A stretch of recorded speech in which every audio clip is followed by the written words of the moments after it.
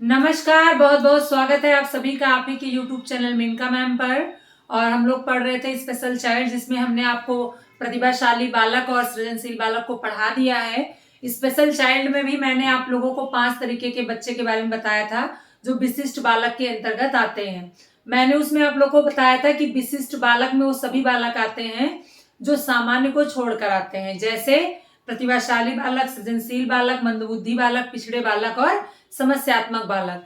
इसमें सबसे ज्यादा जो क्वेश्चन बनता है वो प्रतिभाशाली, सृजनशील, विकलांग और समस्यात्मक बालक से बनता है। सीटेट में जो भी क्वेश्चन अभी तक आए हुए हैं वो ज्यादातर प्रतिभाशाली बालक से, सृजनशील बालक से, विकलांग और समस्यात्मक बालक से आए हैं। इससे पहले वीडियो में हम लोगों ने पढ़ा था प्रतिभाशाली बालक और सृजनशील बालक को। आज हम लोग पढ़ेंगे समस्यात्मक बालक और विकलांग बालक को।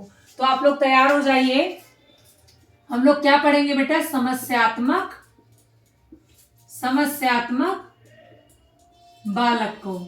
समस्यात्मक बालक किसे कहते हैं? देखिए, जो कुछ भी बच्चे को सिखाया जाता है कक्षा के अंदर, तो कुछ बच्चे तो सीख लेते हैं, कुछ बच्चे सीख नहीं पाते हैं। जो कुछ भी कक्षा में एक्टिविटी होती है, कुछ तो भाग लेते हैं, कुछ भाग नहीं लेते हैं।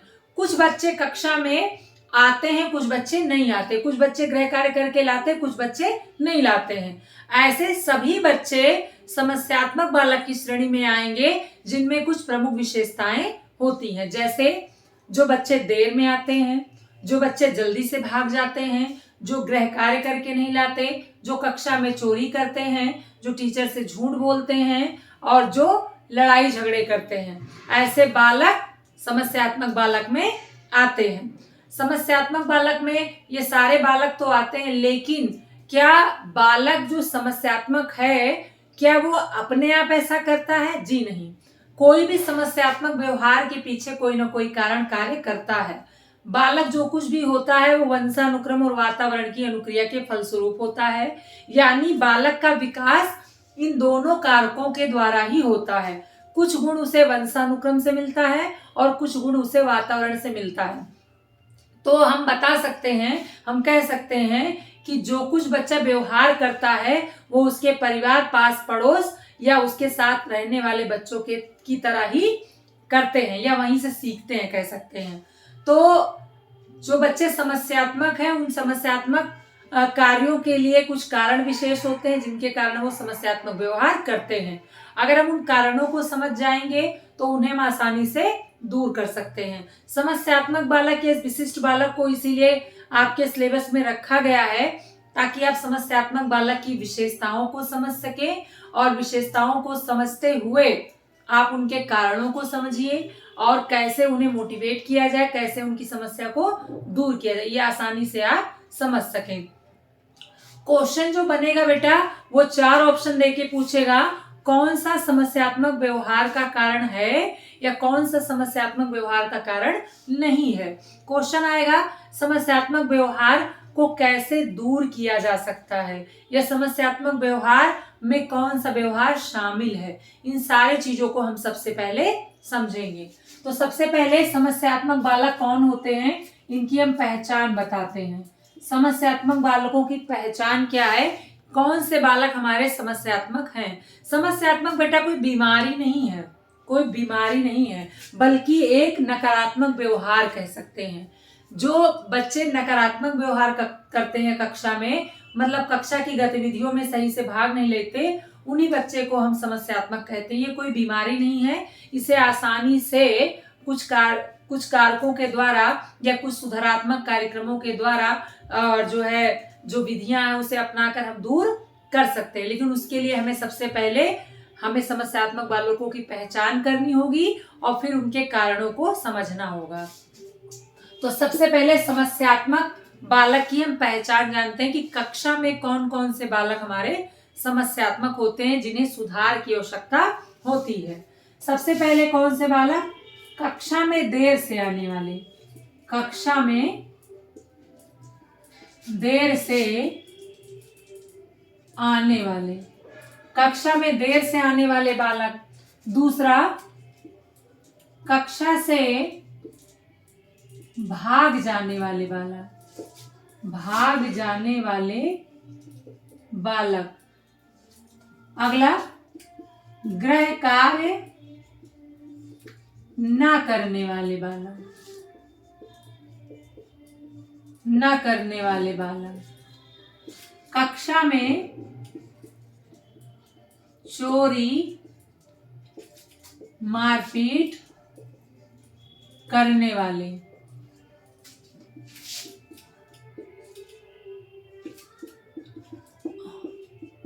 कक्षा में किसी गतिविधि में भाग न लेने वाले बालक। मतलब ये बच्चे जो होते हैं ना, ये बैठे रहते हैं, इन्हें कक्षा में गतिविधि में कोई इंटरेस्ट नहीं होता है, ये बिल्कुल खाली बैठे होते हैं। ये कोई ना कोई बच्चे जो होते हैं, आप देखते होंगे कक्षा में सो जाते हैं, कक्षा से बिना बताए चले जाते हैं, बिल्कुल अनुशासनहीन होते हैं। आप कह सकते हैं अनुशासनहीन बालक। अनुशासनहीन बालक। ये सारे बालक बेटा कौन से होते हैं? समस्यात्मक बालक होते हैं। अब इन बालकों के समस्यात्मक व्यवहार के कुछ कारण भी हो सकते हैं। भाई अगर कोई बच्चा कक्षा में देर से आ रहा है तो कोई कारण होगा, कक्षा से भाग जा रहा है तो कोई कारण है, गृह कार्य नहीं करके ला रहा है तो कहीं ऐसा तो नहीं कि गृह कार्य कठिन है। कक्षा में चोरी करने वाला, वो किन चीजों की चोरी कर रहा है, कक्षा में मारपीट किस कारण वो कर रहा है, कहीं ऐसा तो नहीं कि उसकी कोई उपेक्षा कर रहा है या उसके पास कोई सामान नहीं इसलिए चोरी कर रहा है। कक्षा में किसी गतिविधि में भाग न लेने वाले बालक, कक्षा की गतिविधियों में भाग क्यों नहीं ले रहा है? अनुशासनहीन बालक। और इसमें अनुशासनहीन बालक कक्षा में ना बोलना, अधिक बोलना, सो जाना, ये सब अनुशासनहीनता में आएगा। तो अनुशासनहीन बालक। इतने प्रकार के हमारे समस्यात्मक बालक या समस्यात्मक व्यवहार हो सकते हैं। अब इन समस्यात्मक व्यवहार का कोई ना कोई कारण होगा, इसका स्क्रीनशॉट ले लीजिए, फिर कारण लिखाएं कि समस्यात्मक व्यवहार का कारण क्या हो सकता है। इसका स्क्रीनशॉट ले लीजिए।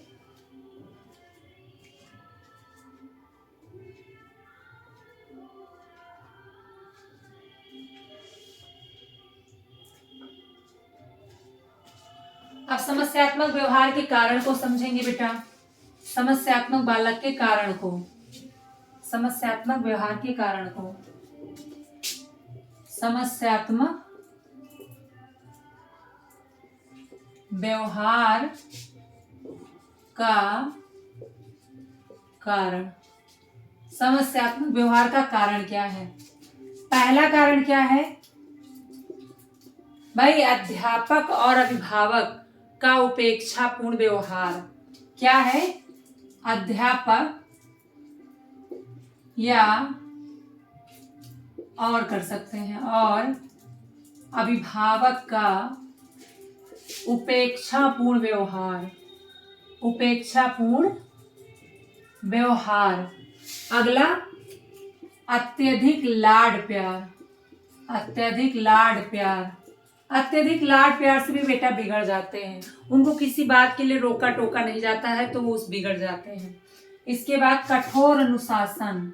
अगर कठोर अनुशासन रखा जा रहा है, ठीक है। दंड। दंड आपका शारीरिक और मानसिक दोनों हो सकता है, शारीरिक एवं मानसिक।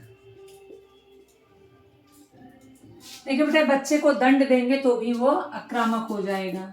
निंदा। निंदा, अगर बालक की बार बार हम निंदा करेंगे तो भी वो समस्यात्मक व्यवहार करेगा। आवश्यकता की पूर्ति ना होना। आवश्यकता की पूर्ति ना होना। निर्धनता। निर्धनता मतलब कोई बच्चा गरीब है, उसके पास आवश्यकता की पूर्ति नहीं हो रहा है तो वो क्या करेगा? चोरी करेगा, वो गलत गलत तरीके से पैसा एकत्रित करेगा। तो आवश्यकता की पूर्ति ना होना भी क्या है? समस्यात्मक व्यवहार का कारण है। इसके अलावा माता पिता और अध्यापक का उपेक्षापूर्ण व्यवहार। भाई कक्षा में जो बच्चे हैं, अगर हम उनके साथ अच्छा बिहेव नहीं करेंगे तो आक्रामक हो जाएंगे, हमारी बात को नहीं समझेंगे। इसके बाद अत्यधिक लाड प्यार, कठोर अनुशासन और दंड। पारिवारिक वातावरण, पारिवारिक वातावरण, और इसके बाद है संगी साथी, संगी साथी। ये सारे कारण है बेटा समस्यात्मक व्यवहार के। इसका भी आप लोग स्क्रीनशॉट ले लीजिए। देखिए बेटा, आप लोगों ने देखा कि समस्यात्मक बालक कौन से हैं, मतलब समस्यात्मक व्यवहार कौन कौन से होते हैं। मैंने बताया समस्यात्मक व्यवहार कोई बीमारी नहीं है। समस्यात्मक व्यवहार मैंने बताया कौन कौन से हैं। ये बच्चे क्यों करते हैं ऐसा, मैंने इसका कारण बताया। अत्यधिक लाड प्यार अगर दिखाते हैं, उनकी आवश्यकता की पूर्ति नहीं हो रही है, उन्हें कोई समझ नहीं रहा है, परिवार का वातावरण अच्छा नहीं है, अभिभावक और शिक्षक अच्छे बिहेव नहीं कर रहे हैं उनसे, उन्हें दंड दिया जा रहा है बिना गलती के भी, तो ऐसे में वो अग्रेसिव हो जाते हैं, गुस्से वाले हो जाते हैं और वो जानबूझकर ऐसे हरकतें करते हैं। अगर हम इन समस्याओं को दूर कर लें तो कहीं ना कहीं समस्यात्मक व्यवहार पर नियंत्रण स्थापित कर लें। वो कैसे? अभिभावक का उपेक्षापूर्ण व्यवहार, अगर हम इसके निवारण की बात करें तो जो कारण है वही निवारण बनता है। अगर उसे दूर कर लिया जाए तो जो कारण है उस कारण को हटा दिया जाए तो वही क्या बन जाता है, हमारा निवारण बन जाता है। जैसे अध्यापक और अभिभावक का उपेक्षापूर्ण व्यवहार है तो इसको हम क्या कर लेंगे, धैर्यवान होना चाहिए अध्यापक को, और इसमें सहानुभूतिपूर्ण और सहयोगात्मक व्यवहार होना चाहिए। अध्यापक का और अभिभावक का कैसा व्यवहार होना चाहिए, सहयोगात्मक और सहानुभूतिपूर्ण। अत्यधिक लाड प्यार, अत्यधिक लाड प्यार तो दे लेकिन उन्हें सही गलत के बारे में भी अंतर बताएं। इसके बाद कठोर, अनुशासन कठोर ना हो, अनुशासन मुक्त हो, उन्हें सही गलत के बारे में, नैतिकता के बारे में बताएं लेकिन कठोरता से नहीं, मतलब उन्हें बाध्य ना करें किसी चीज के लिए, उन्हें स्वतंत्र रूप से कोई भी चीज बताएं। दंड, किसी बच्चे के लिए दंड अच्छा नहीं है, इसीलिए आपका आरटी 2009 ने दंड को पूर्णतः हटा दिया है। किसी प्रकार का शारीरिक और मानसिक दंड बच्चे को नहीं दिया जा सकता, इससे बच्चे भी समस्यात्मक बनते हैं। निंदा, किसी बच्चे की निंदा ना की जाए, है ना। बार बार कक्षा में अगर हम बच्चों की निंदा करते हैं तो वो जानबूझकर ऐसी हरकतें करने लगता है, क्योंकि टीचर ऐसा कर ही रहा है तो मैं फिर से ऐसा करता रहूंगा। निंदा मतलब घर में या बाहर है, कहीं भी अगर किसी बच्चे की बार बार निंदा होती है तो वो जाहिर सी बात है उसके ऊपर इसका प्रभाव पड़ेगा और जानबूझकर वो समस्यात्मक व्यवहार करेगा।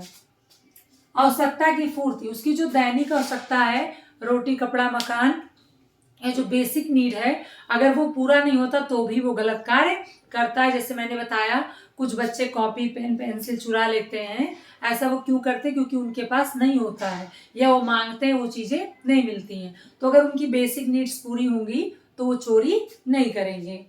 निर्धनता, पारिवारिक वातावरण, मतलब अगर बच्चा गरीब है तो समस्यात्मक होने का ज्यादा चांस रहता है, क्योंकि जब उसे खाने को नहीं मिलेगा तो गलत गलत तरीके से काम करेगा, और जब माता पिता निर्धन होंगे तो वो सारी आवश्यकताओं की पूर्ति नहीं कर पाएंगे। ऐसे में बच्चा गलत तरीके से पैसा इकट्ठा करेगा और जो सामान उसे लेना होगा उसके पास नहीं होगा, उसमें वो कुंठित महसूस करेगा और वो जानबूझकर समस्यात्मक व्यवहार करेगा।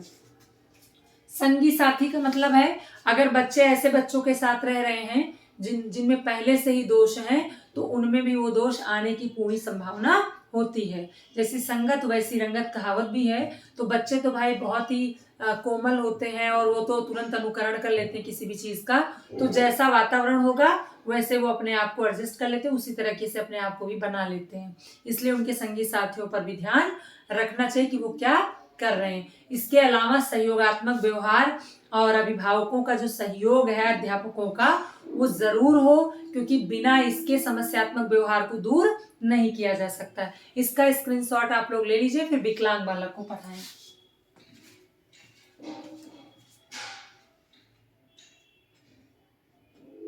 अब हम लोग पढ़ेंगे विकलांग बालक को। अब क्या पढ़ेंगे बेटा? विकलांग बालक को। क्या पढ़ेंगे? विकलांग बालक को। क्या पढ़ेंगे बेटा? विकलांग बालक। विकलांग बालक विकलांग बालक किसे कहते हैं? जो सामान्य से अलग होते हैं, जिनमें किसी प्रकार का शारीरिक अस्थायी दोष होता है। विकलांग बालक की परिभाषा अगर पूछें तो किसी भी प्रकार का अस्थायी शारीरिक दोष से युक्त बालक विकलांग कहलाता है या दिव्यांग कहलाता है। इनमें शारीरिक दोष होता है, परंतु मानसिक रूप से ये स्वस्थ होते हैं। ये सामान्य बालकों की तरह सामान्य क्रियाओं में भाग नहीं ले पाते, इसीलिए इन्हें वंचित बालक भी कहते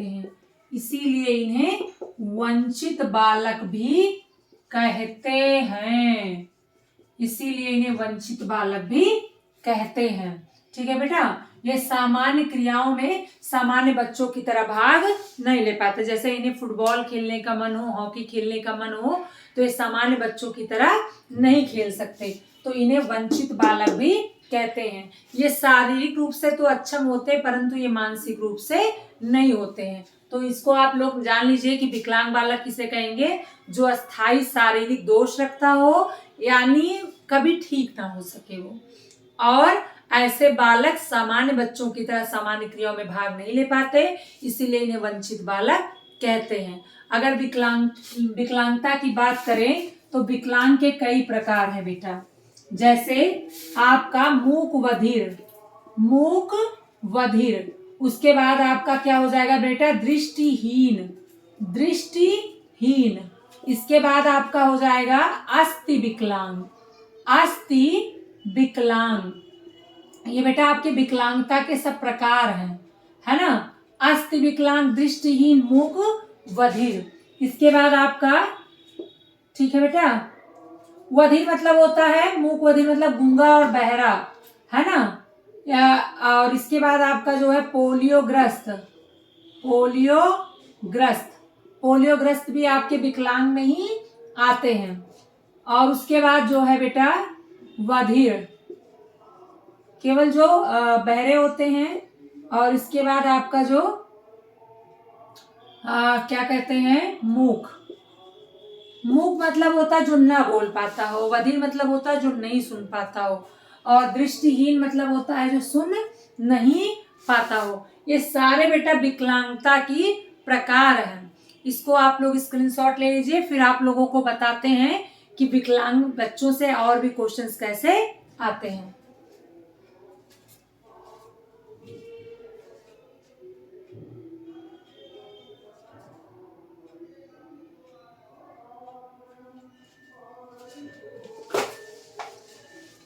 बेटा आप लोगों के जो क्वेश्चंस आते हैं वो सारे क्वेश्चंस आप इस वीडियो में समझ सकते हैं। जैसे सबसे पहले विकलांग जन अधिनियम कब बना? विकलांग जन अधिनियम PWD अधिनियम, PWD एक्ट कब बना? 1995। इसमें कितने प्रकार के विकलांगों को चिन्हित किया गया है? 6 प्रकार के विकलांगों को चिन्हित किया गया है। इसका जो पहला क्वेश्चन बनता है, दृष्टिहीन विकलांग संस्थान कहाँ है? विकलांग संस्थान कहाँ है बेटा? जल्दी आप लोग बताए, दृष्टिहीन विकलांग संस्थान कहाँ है? देहरादून में है। कहाँ है बेटा? देहरादून कहाँ है? उत्तराखंड में है। कहाँ है? उत्तराखंड। दूसरा क्वेश्चन बनता है श्रवण हरास विकलांग संस्थान कहाँ है? विकलांग संस्थान कहाँ है? कहाँ है बेटा श्रवण हरास? मुंबई। कहाँ है? मुंबई। मुंबई कहाँ है? महाराष्ट्र में। कहाँ है? महाराष्ट्र में। अगला क्वेश्चन बनता है जो बहुत ज्यादा इंपॉर्टेंट है, आपका 69,000 में आया भी था। अस्थि विकलांग, अस्थि विकलांग संस्थान स्थित है कहाँ है बेटा? कलकत्ता। कहाँ है? कलकत्ता। कलकत्ता किसकी राजधानी है? पश्चिम बंगाल की राजधानी है।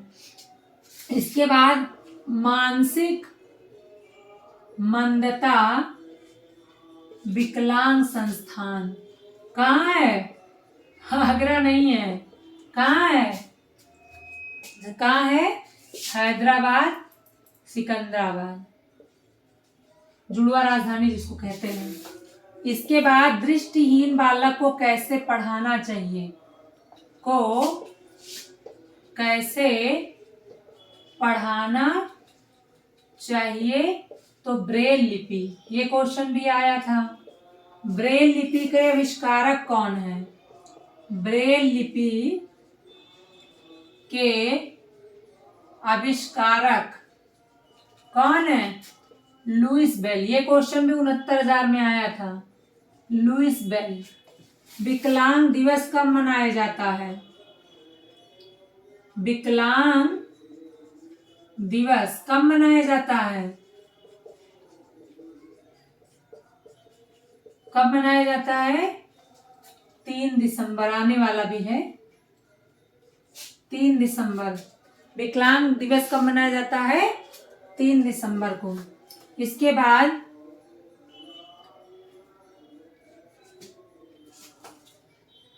आपका मूक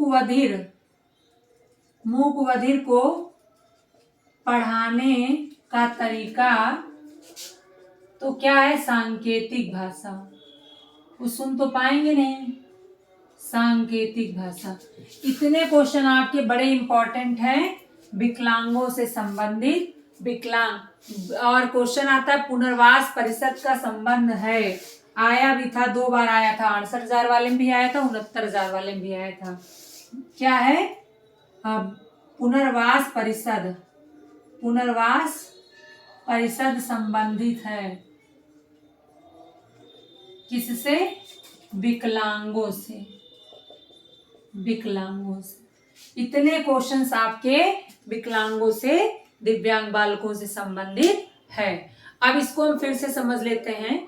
विकलांग बालक वो बालक होते हैं जो अस्थायी नहीं, अस्थायी रूप से शारीरिक दोष रखते हैं, जो सामान्य बच्चों की तरह सामान्य क्रियाओं में भाग नहीं ले पाते। ऐसे बच्चे सामान्य बालकों की भांति सभी क्रियाओं में भाग नहीं ले पाते, इसीलिए इन्हें वंचित बालक कहते हैं। ये अस्थायी दोष होता है, जन्म से ही हो जाता है, किसी दुर्घटना कारण भी हो सकता है। उन्हें हम विकलांग कहेंगे जिनका कभी अंग ठीक ना हो सके। जिनका अंग ठीक हो सकेगा उन्हें हम विकलांग की श्रेणी में नहीं रखेंगे। पीडब्ल्यूडी एक्ट बना 1995 में, जिसे विकलांग जन अधिनियम कहते हैं, जिसमें 6 प्रकार के विकलांगों को चिन्हित किया गया। विकलांग दिवस आपका 3 दिसंबर को मनाया जाता है और दृष्टिहीन बालकों को पढ़ाने का तरीका ब्रेल लिपि है। ब्रेल लिपि का आविष्कार किसने किया? लुईस बेल ने किया। और ब्रेल लिपि दिवस कब मनाया जाता है बेटा? ब्रेल लिपि दिवस कब मनाया जाता है? 4 जनवरी को। ब्रेल लिपि दिवस मनाया जाता है 4 जनवरी को। क्वेश्चन भी आ चुका है 4 जनवरी को। दृष्टिहीन विकलांग संस्थान कहाँ है बेटा? देहरादून। श्रवण हरास कहाँ है? मुंबई। अस्थि विकलांग कहाँ है? कलकत्ता। अब सवाल उठता है कि विकलांग बालक को कैसे पढ़ाया जाए। आप मुझे एक बात बताइए, विकलांग बालक जो होते हैं वो सामान्य बालक की तरह तो होते नहीं हैं, इसीलिए उन्हें उस तरह से पढ़ा सकते हैं जैसे यदि कोई बच्चा विकलांग है तो वो बड़े मंजिले पे नहीं चढ़ सकता, ऐसे में उन्हें उनके लिए बैठने की सही व्यवस्था हो, उन्हें आने जाने के लिए उपलब्ध उपकरण हो, विद्यालय में बार बार चिकित्सक आकर उनकी जांच करें, या जैसे किसी को कम दिखाई दे रहा है तो उसके लिए चिकित्सक की सलाह लें और उस तरह से डिजिटल बोर्ड का सहारा लें, या जो मानसिक मंदता है उनको उस तरह के टीचर स्पेशल जिन्हें ट्रेन किया जाता है वो पढ़ाएं। जो बालक विकलांग होते हैं उनमें हीन भावना आती है, उनकी हीन भावना को दूर करने के लिए उनके साथ सहयोगात्मक व्यवहार करें। ये ना केवल अध्यापक की जिम्मेदारी है बल्कि अभिभावक की भी जिम्मेदारी बनती है कि जो बच्चे विकलांग हैं उनके साथ सहयोगात्मक व्यवहार करें, ताकि वो, जाहिर सी बात है जो बच्चे विकलांग होते हैं उनमें हीन भावना आती, क्योंकि वो सामान्य बच्चों की तरह नहीं होते हैं, जिस कारण वो सामान्य क्रियाओं में भाग नहीं ले पाते। ऐसे में उनके मन में हीन भावना आती है। तो विकलांग बालकों को पढ़ाते समय इन बात का ध्यान रखें और उनके साथ ऐसा बिहेव करें कि वो सभी समान हैं। अगर हम आउटडोर गेम नॉर्मल बच्चों के लिए प्ले करवाते हैं तो इंडोर गेम की व्यवस्था विकलांग बालकों के लिए भी करें। इनके लिए स्पेशल विद्यालय होने चाहिए और स्पेशल अध्यापक होने चाहिए जो उसी हिसाब से ट्रेंड रहते हैं। अब तो खैर विशिष्ट बीटीसी भी आ गया है, विशिष्ट बीएड भी होता है, जिससे वो बच्चे जो विकलांग हैं या जिनमें कुछ स्पेशल क्या कहते हैं दिक्कतें हैं, वो उन्हीं टीचरों से पढ़ेंगे जो उसकी ट्रेनिंग ले चुके हैं। तो विकलांग बालकों की शिक्षा के लिए सबसे पहला जो है, टीचर को बहुत अच्छा बिहेव करना चाहिए, सहानुभूति सहयोगात्मक व्यवहार होना चाहिए, विशेष विद्यालय होने चाहिए, ट्रेन टीचर होने चाहिए, विशिष्ट उपकरण विद्यालय में होने चाहिए और उनकी हीन भावनाओं को दूर करने के लिए अध्यापक और अभिभावक दोनों को प्रयास करना चाहिए। इस प्रकार से विकलांगों की शिक्षा हो कि वो भी उस मंजिल को पा सके जिसका वो सपना देखते हैं। क्योंकि मैंने आपको पहले ही बताया कि ये केवल शारीरिक रूप से अक्षम होते, मानसिक रूप से नहीं। हमारे समाज में ऐसे कई उदाहरण देखने को मिलते हैं जो अस्थायी शारीरिक दोष से युक्त हैं, उसके बाद भी वो बड़ी बड़ी उपलब्धियां हासिल किए हैं। किसी का पैर नहीं है तो किसी का हाथ नहीं है, तो किसी का कोई भी चीज, कोई भी अंग खराब है, लेकिन फिर भी उसने ऐसा करके दिखाया है जिससे ये हमको हिम्मत मिलती है कि हम अगर उनके साथ अच्छा बिहेव करेंगे, उन्हें सहयोग करेंगे, उन्हें आगे बढ़ाएंगे तो बहुत आगे वो निकल सकते हैं। क्योंकि उनकी मानसिक क्षमता सामान्य बालकों की तरह ही होती है। उनके अंदर हीन भावना ना आए, इसलिए सरकार ने भी इसके लिए अलग से स्पेशल कोर्सेज करवाए हैं। स्पेशल कोटा होता है उनका, ताकि वो आसानी से आगे बढ़ सकें, उसमें सहयोग किया जाता है। हमारी जो नई शिक्षा नीति बनी थी 1986 में, उसमें भी विकलांगों के शिक्षा की बात कही गई थी। उसमें भी कुछ नए नए प्रावधान बने थे जिससे विकलांगों की शिक्षा को आगे बढ़ाया जा सके। हमारे सर्विस वगैरह में भी उनको विशेष प्रकार का आरक्षण मिलता है जिससे वो आगे बढ़ सके।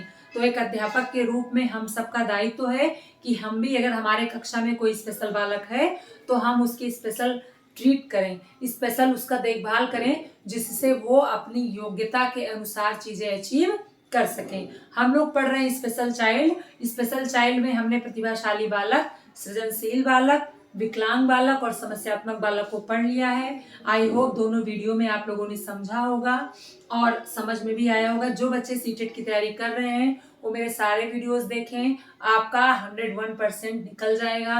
लेकिन हाँ, वीडियो को पूरा देखिए और उसका नोट्स भी बनाते रहिए। स्पेशल बालक हम सब की कक्षा में होते हैं और उनके साथ हमें स्पेशल व्यवहार करने की भी आवश्यकता होती है। अगर इन कुछ कारण हैं तो कुछ निवारण भी हैं। तो मनोविज्ञान कहता है कि सबसे पहले निदान हो फिर उपचार हो, यानी किसी भी समस्या का पहले हमें कारण जानना है, फिर उसी तरह से हमें उपचारात्मक कदम उठाने हैं।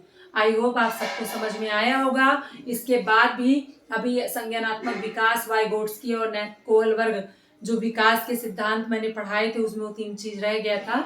इसके बाद वीडियो में हम संज्ञानात्मक विकास को पढ़ाएंगे, जहां से आपके क्वेश्चन सीटेट में बहुत ज्यादा आते हैं। जीन प्याजे को पढ़ाऊंगी जहां से क्वेश्चंस आते हैं। इसका स्क्रीनशॉट ले लीजिएगा और पढ़ते रहिएगा, रिवीजन करते रहिएगा। प्रीवियस ईयर खूब लगाइए बेटा सीटेट के लिए। प्रीवियस ईयर जितना लगाएंगे उतना आपको बेनिफिट मिलेगा। इसका स्क्रीनशॉट ले लीजिएगा। मिलूंगी नेक्स्ट वीडियो में, तब तक के लिए बहुत बहुत धन्यवाद।